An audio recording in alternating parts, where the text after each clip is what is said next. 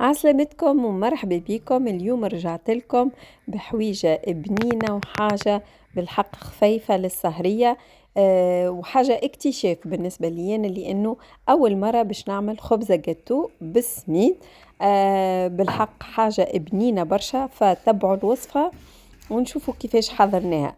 أنا لهنا خذيت كيس متاع سميد عرجته هكا على النار. بنفس الكيس كيلت كيس سكر مع كعبتين عظم باش نركضهم كيما نعملوا الجاتو عادي. لهنا اخترت انه نفوحها بالزيت متاع القارص. انتم تنجموا تستعملوا فاني كيما تنجموا تستعملوا برقدين انتم وكيفكم. لهنا انا خلطت شويه زبده مع زيت، لكن الكيس ما عبيتوش للاخر يعني ناقص شويه. مع كيس متاع فرينة بيكنج باودر، وعندي لهنا بيكربونات هكا نتفة في الاخر بالكل. لهنا السميد متاعي اتحمر بالكدا.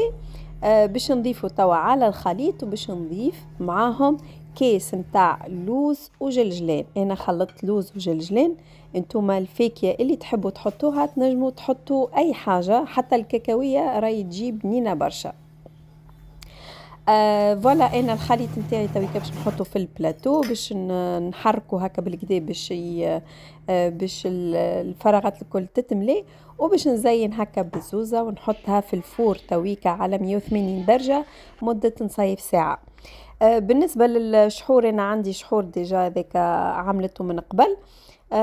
تنجموا تزينوها معناها هكا من فوق هكا تدهنوها بالسكر، والا ثم ناس تسقيها كاريمون بالسكر. انا بويسك برشا سكر ما حبيتش نسقيها. اذا انتم تحبوا الحلو تنجموا تسقيوها بالسكر، يعني تعملوا لها شحور وتسقيوها. هذا هو الجاتو متاع اليوم، بالحق بنين برشا. ما عليكم كان تجربوه ترجعوا لي بالكومنتات، وإن شاء الله نشوفكم في فيديو جديد. في الأمان.